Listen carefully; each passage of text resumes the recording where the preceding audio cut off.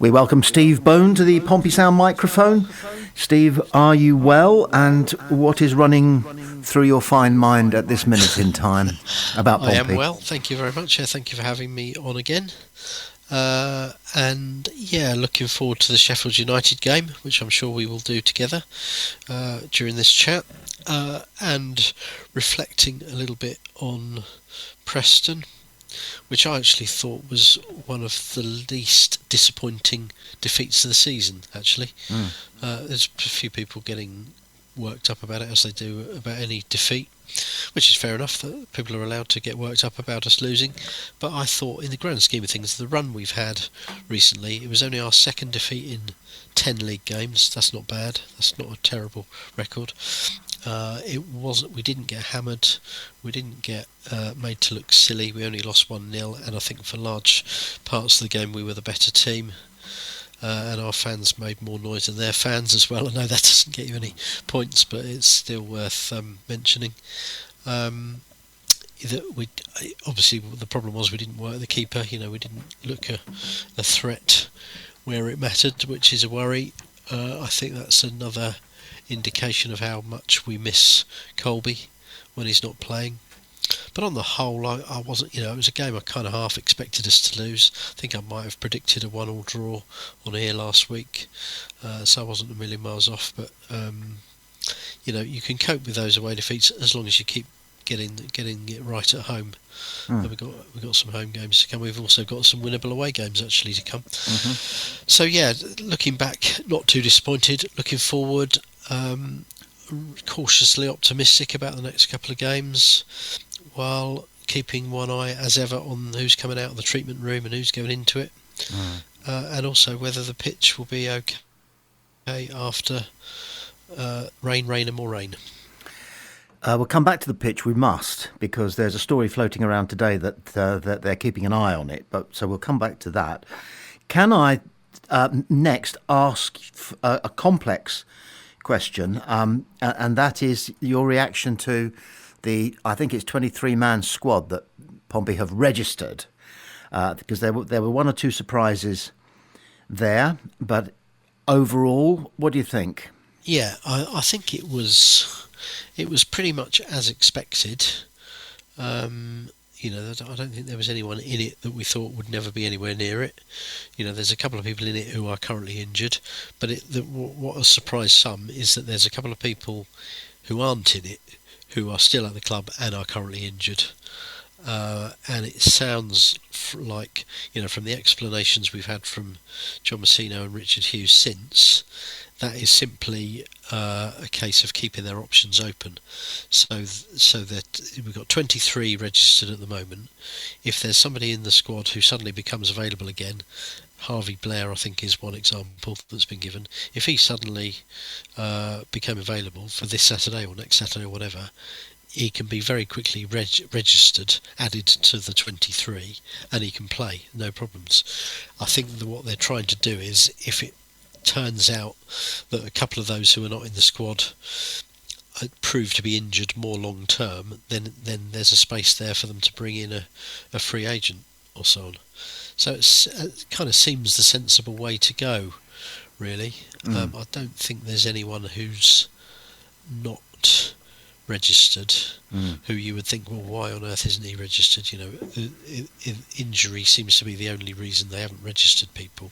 So I think they've been quite clever there. They've kept they've given themselves a little bit of breathing space, really, and I think a couple of those injured will come back within sort of 2 or 3 weeks or a bit more, and then they're available. Then you add them to the 25, and then they're available to you for the rest of the season. Obviously, you've got the under 21s in addition to the 25-man squad. You look through it, and there's a bit of cover for most positions. The one position that is still a worry is centre forward, isn't it? But as we've seen with Colby out, brought Jacob Brown in last Saturday, probably a bit sooner than the manager would have liked to, because he's only just arrived, and whether he's going to be the answer if Colby struggles or is out injured again, I don't know. And beyond that, you're looking at Kirk and Waddingham being one of those who is still injured. So looking at the squad as a whole, I think you would like a bit more striker cover in there, as any team would, as any team needs. But on the whole, it's we are where we are with it, and I think we'll have enough. I think the squad is strong enough and varied enough to get us through the rest of the season. Well said. It was a complex question. It's like looking at a chessboard with the game in progress. Some people can look at a chess game and just go, oh yeah, that's boom, boom, boom. But John Messino and his team, they've got to look at 25 people and go, okay, well, if he gets injured, then he can come across. We've got full-backs who can play right back and left back. Yeah. Swanson and Williams, which is great, isn't it? I mean, that's to have that much cover in that way. We've got Do you think he has a little, in order to do this, he has a little sort of Subbuteo pitch and Subbuteo figures with the players' names on, and as he's working out his 25, he's moving them on and off the pitch and looking at where? I hope he has. I really hope he has. Well, I do know. That'd be the way I'd do it. That would be my logic. I would need that sort of framework to work to. I do know one way in which he does it, because I was in his office and I had a look at it, and he hangs photographs, individual frame photographs of the players on his wall. Does he? Yep. Oh, right. Well, he did. Don't know if he still does. Yeah. That keeps them in his mind, doesn't it? If he can see their faces looking down at him. Well, funnily enough, they're behind where he sits, so he can't. He's got to turn around. But anyway, that's how he used to do it. And it is a complex puzzle to solve, isn't it? Having, if possible, two players available in every position, especially with so many injuries. What should we do next, the pitch or our injury crisis? Well, let's go on to injuries, shall we? That should be the next. That's probably, we need to get that out of the way again, don't we? And it doesn't get any. It just seems that whenever there's good news about somebody being back a little bit sooner than we thought, or whatever, that's followed by bad news about somebody else new being injured. The latest being Anderson. Isn't it? We've barely seen him yet, and he's got a hamstring injury. And people quite rightly are saying, what is going on? There must be some reason we're getting this many injuries. Hamstring seems to be the one this season, doesn't it, that we're particularly suffering from. It's not the only one, but it's happened to a few. It just seems to be a constant cycle. There's quite detailed interview with Rich Hughes, which has gone out today on the news. His website with Neil Allen has done it, and he's obviously asked Richard Hughes, what is going on with the injuries, what are the factors, what have you ruled out, what have you not ruled out, and so on and so forth. And Richard Hughes gives quite a detailed answer. He says we are, as you'd expect, we're doing everything we can behind the scenes to prevent the injuries and then to look at as to why they're happening. And he quite rightly makes the point that there's a lot of different types of injury. There's a few muscle injuries, but there's a few impact injuries as well. He's quite insistent that there's nothing wrong with the training pitches. He says, that there's they were relayed, I think, last year. There's no worries over the sort of general quality of the surface that they're training on. And he does say, it's not the case that all the injuries have been picked up there. Some of them have, some of them haven't. And he said, we're constantly looking at it all, as you would hope. And they don't seem to have got to the bottom of it yet, if there is anything to get to the bottom of. Well, I wanted to ask, what's your personal theory? What's your take on it? Because people talk about the training ground, people talk about the intensity of training, people talk about perhaps these players are too fit, or maybe too much is asked of them during the course of a game. What does Steve Bone think?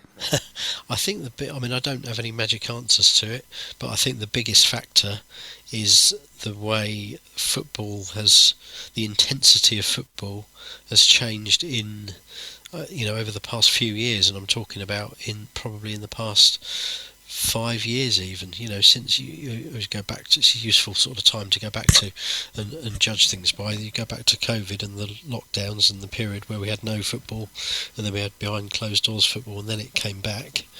It seems to me that since then a lot of clubs, Pompey among the worst sufferers, but not the only sufferers. A lot of clubs have had a lot more injuries than they had before that.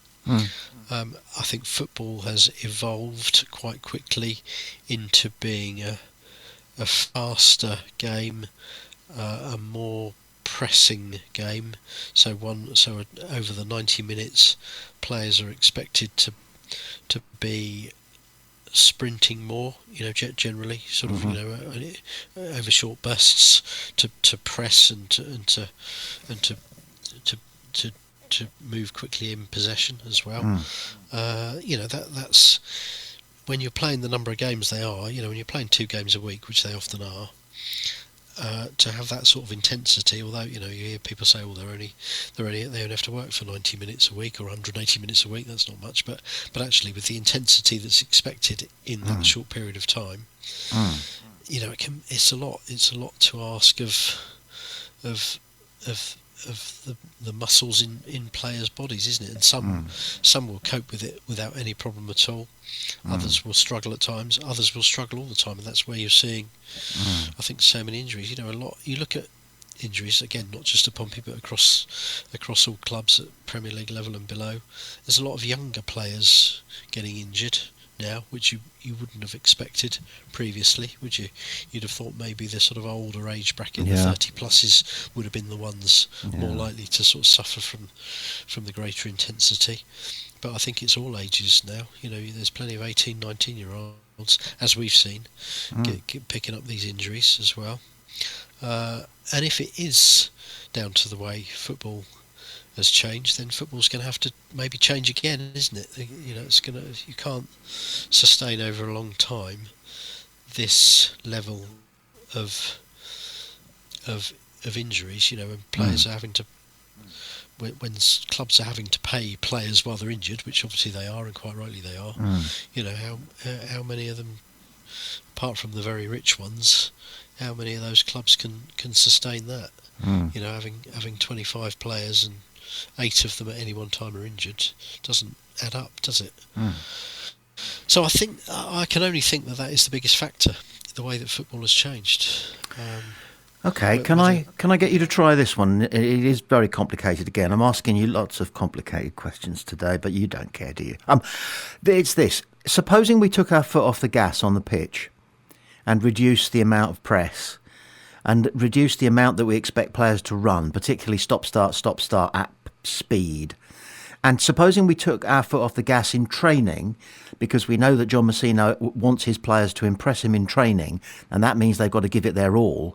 He said that Lang was running around like an animal in the days leading up to him going off to Preston. If we took our foot off the gas with training and maybe allowed the players a little bit more leeway with their leisure time and their the ways in which they refuel. I'm not suggesting going back to the 70s when it was 8 pints a night for the whole Chelsea squad, they say. But if we were to do that, we would drop a few points because our foot would be off the gas. But we might turn up every Saturday able to pick from a full first-team squad because everybody's fit. Yeah, but it'd be an interesting experiment, wouldn't it? But which club would be brave enough to try it, knowing that all the other clubs were not trying it, and therefore there would be a few games where they could get out pressed and out sprinted. It almost needs everyone to take the same approach, doesn't it? For anyone to want to do it. But I think I think you would see a different. I think if training and matches could somehow be turned down a notch or two in terms of the intensity levels, I'm sure you would see fewer injuries. You might, you'd probably also, because football has evolved in that way, you'd probably also get a few fan bases saying, "Come on, you're not trying, you're not running. Let's get stuck into them." That it would look like they weren't working as hard. Which maybe they wouldn't be, but with good reason. So it's a tricky one, isn't it? You're talking about a big change in approach there, and I think it would have to be something that happened over a long period of time, a gradual sort of change in mentality almost of clubs and coaches and managers. If we had fewer substitutes and went back to just 3, say, then managers wouldn't be able to tell some of their players you're going to have an hour, which means you can absolutely go stonking everywhere because you're not playing the full 98, you're playing the 60, at least that is the plan, so give it your all.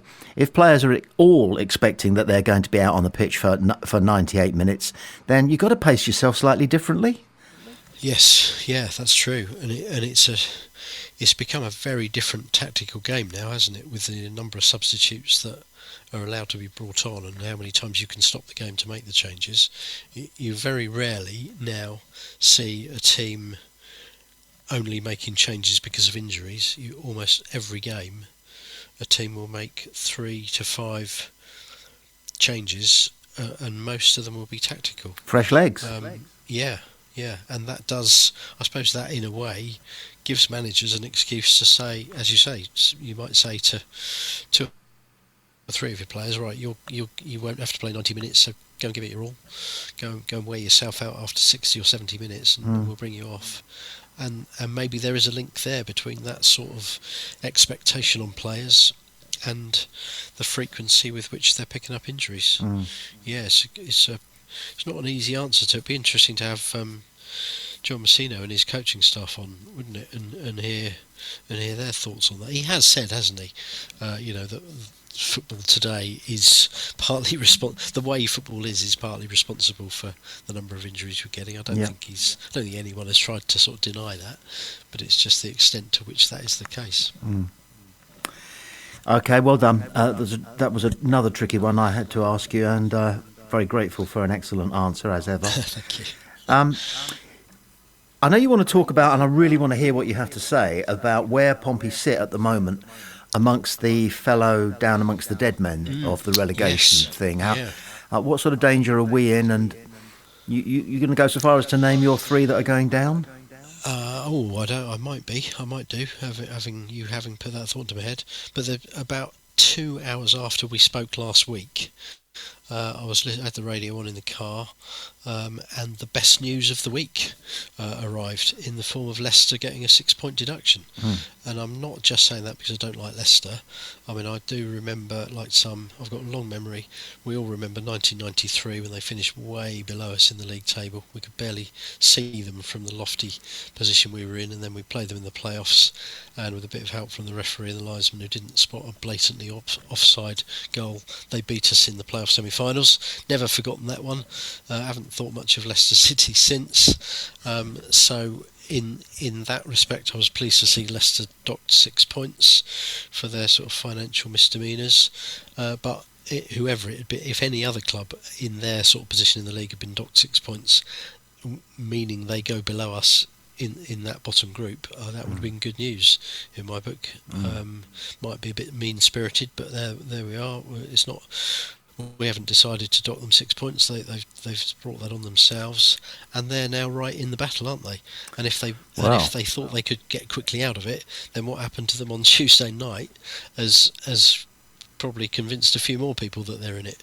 To go 3-0 up at home to that lot up the road, as I like to call them, and somehow lose 4-3, that has got to have a knock on their confidence, hasn't it? It has. That's got to set them back a bit.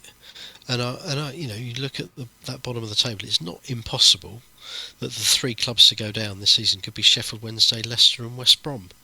And what odds would you've got on that at the start of the season? Well, here's a pub quiz question for you that will last forever.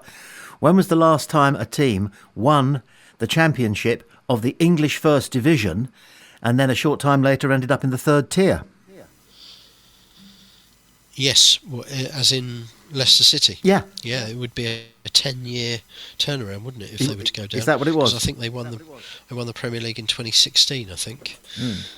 So it would be 10 years. The 10th anniversary of that could be them going down, couldn't it? And I can't imagine that has happened before. It might have happened back in the 50s or 60s. I don't know. Can't think. It took Pompey a bit longer than that to sink from being champions of England to the third division. Not much longer, actually. Maybe, I don't know. I can't remember now when we got relegated that far. It's possible, isn't it? I don't think Leicester will go down. I do think they'll get out of it, Right. but they might take a little while to turn things around. Hmm. West Brom. Now, a few weeks ago, and I think it was around the turn of the year, I was just having a look at results and things, and I noticed that Leicester were playing West Brom at a time when both were struggling for results, and I thought, right, whoever loses this could be looking over their shoulders and in a bit of trouble. And West Brom lost 4-1, I think it was, and I then commented on Twitter that anyone who was not including West Brom in their list of possible relegation candidates maybe should include them, maybe should think again. I had a few replies saying, yeah, you might be right there. I also had a few replies saying, as stating as fact, West Brom won't go down, too good to go down, they'll get a new manager, this, that and the other. And they did get a new manager. I think the manager they had at that time was actually sacked a couple of days later, and they've changed again since. But they're right in it as well, and we saw, they look a team really short on confidence, don't they? Or they did at Fratton Park. Awful, weren't they? Yeah, they just didn't look up for the fight at all. I noticed that they did get what was probably a decent point at Birmingham this week, so that might have given them a little lift. But they're certainly in it. Blackburn below us, and they're certainly in it. They've had a change of manager. I hear they're talking about or thinking about appointing Michael O'Neill, the Northern Ireland manager, and allowing him to carry on managing Northern Ireland as well. Not sure how that would work, but that's an interesting one. But they're right in it. And then you look at the sides not that far above us: Norwich, Sheffield United, Charlton. Charlton unfortunately had a good win this midweek, beat Stoke. But Oxford, you would think, probably after Sheffield Wednesday's second favourites to go down, they're a little bit adrift, and they've never quite managed to catch up with the little group that we're in, have they? No. So you would think that Oxford probably would be one of those sides to go down, but even they're not. They're only a couple. If they could get 2 straight wins from somewhere, they'd be back up in that group. But I think anyone up to Pompey are currently 20th as we speak now, 1 point above the relegation zone. I still think anyone up to about Norwich in 16th could, if they have a bad run at the wrong time, could get sucked into it. And you look at the size of those clubs then. You've got Norwich, Sheffield United, West Brom, Leicester and Blackburn all in that fight, plus a couple of others, including us. And those are all big clubs that you just wouldn't have expected to be down there, would you? No. So it shows how competitive the division is, I suppose, doesn't it? Some big clubs struggling to keep their heads above water. Sometimes we forget the whole point of a league is that everybody is supposed to be more or less as good as everybody else. It's a leveller. Yeah, that's right. That's why we're all in the Championship this season, isn't it? Yeah. And that's why there's only there's currently 15 points between Wrexham in the last playoff place and Blackburn in the top relegation place. That's not many points at this stage of the season, is it? No. Let's grab another topic. And it's the weather. I was sad enough to look up Ipswich's next home game in the hope that it would be fairly soon and they would catch the brunt of all this rain that we've been having, and they'd have to call it off. Pitch waterlogged. Ha, ha, ha. 2 fingers to you lot for being so unpleasant about us for being a tin pot club or something. They haven't got a match until the end of February at home, but we have. Any thoughts there? Yeah, I think unless there's a lot more rain between now and Saturday, I think we'll be okay. The forecast is, dare I say, a little bit better, certainly better for Saturday itself. Obviously, we lost the Ipswich game Tuesday of last week to a waterlogged pitch, and there had been a lot of rain. in the days leading up to that day and on the day itself. It's all to do with the timing, isn't it? You can have 3 days rain at the start of a week, and then the pitch will be fine by Saturday. But if that 3 days rain is Thursday, Friday, Saturday, then it's going to struggle, isn't it? Stating the obvious, really. I think our pitch will be okay for Saturday, but so much rain these days, and it never seems to stop. It never seems to be. We never seem to be too far away from the next downpour or the next complete day of rain. You wouldn't rule out more problems for us and for Blackburn. They've had problems, haven't they, with waterlogging as well. You wouldn't rule out more problems to come this season. Maybe next time we play Ipswich will be the next problem time, and we'll have to call it off again. That would be quite funny in a way. Yeah. But I think we'll be okay this weekend. The pitch might be a little bit soft and a little bit soggy in places, and I bet they'll still put the sprinklers on for 20 minutes before the game. They just seem to do that as a matter of course, don't they? Why? I don't know.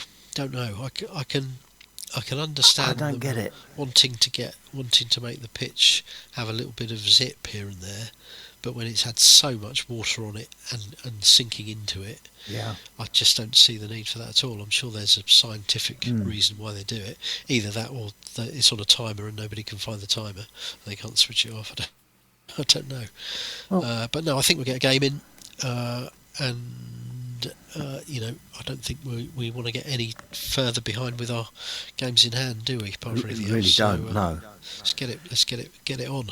One other thing on this, I'm not a geologist. I never really bothered, but there has been talk about the fact that Portsmouth is on an island. It's surrounded completely by large expanses of water, and we have apparently quite a high water table. I think we all kind of know what that is, and yet most of the serious flooding that's been happening in the Hampshire area seems to be inland with villages under 3 feet of water, and I haven't heard of any flooding. Some standing water and some big puddles, but no actual flooding on the island itself.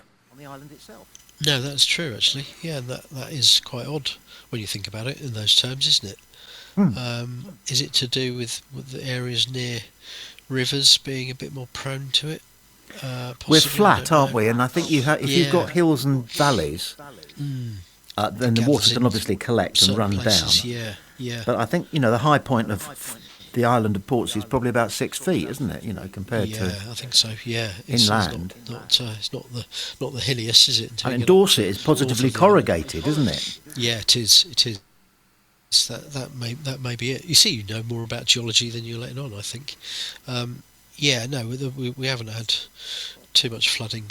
No. At this end of town, which should mean, if we start to get a few more drier days, we should be absolutely fine. Well, Steve, how many football fans are there in the world who go to the game by boat?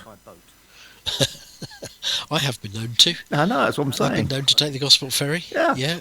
And why not? And some people would probably take the Hayling ferry. They come over from the island, don't they? Isle of Wight. Yeah, but you'd struggle to do that if you're a Birmingham City fan, wouldn't you? Yeah. To have such a boast.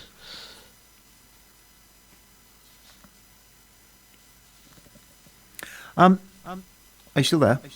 Yes. Oh, sorry. I thought you dropped off for a second. No. I don't mean you fell still asleep. here. I mean the technology No, I'm still with you. dropped Just off the system. clinging on. Right. Okay. Well, one of the regular highlights of our chat with you, of course, is your thoughts about the upcoming game and your 5-star prediction. Yeah, I don't think I've got one right for a couple of weeks, so I need to return to form. I'm looking at the week as a 2-game week, as I like to do. We do need to be carrying on winning our home games as a rule, because we're not picking up that many wins away from home. But I actually think we might just slip up a little bit, and I think we might end up drawing with Sheffield United. I'm going to go for a 1-1 with Sheffield United and another goal from Ali, our new hero, Mr. Ali. But I'm going to go for us to follow that up with a sneaky little 1-0 win at Charlton next midweek, which would be fine. If you get 4 points from those two, in whatever order and whatever style, I'll be more than happy. Absolutely. Oh, and there was one last thing I wanted to chuck at you, and I will. We normally end on the prediction, but there was a headline in one of the regional papers in the midweek saying that Lang had arrived in Preston and he'd gone crazy and scored a hat-trick, and I thought, I didn't know they were playing. Turned out they put him in an under-21 game. Yes, yeah, I saw that. You saw as that. well. Yeah. One response to that, which I thought was probably a fair response, is wouldn't it be nice if we could have an under-21 team here playing in a league so that you could keep your fringe players a bit sort of sharper, a bit fitter, and playing a bit of competitive football for the long periods where they're not in our first team, which was a fair point. I thought, we just haven't got that link, have we, from first team downwards. I think Callum Lang will probably do quite well for Preston, and good luck to him. He's gone back up there because his family wants to be there. I think we've kind of moved on from him, really. I think he's a loss to us, but I think we made some good additions in January. People like Ali, Anderson, I know he's injured, but Adams as well brought in. Talked about them last week, didn't we? Good luck to Lang, but I think in time we'll not be missing him too much, and I'm not sure that, from what I've seen of Preston and read and heard about Preston, I'm not sure they're going to be troubling the top end too much. I'm not sure they're going to be making that step up that they obviously think he can help them do, but I might be wrong. Steve, as ever, magnificent. Thank you so much. Thank you. Enjoy the Sheffield United game, assuming it goes ahead, and I'm pretty certain it will. Fingers crossed. Yep. Talk to you next week. Look forward to that.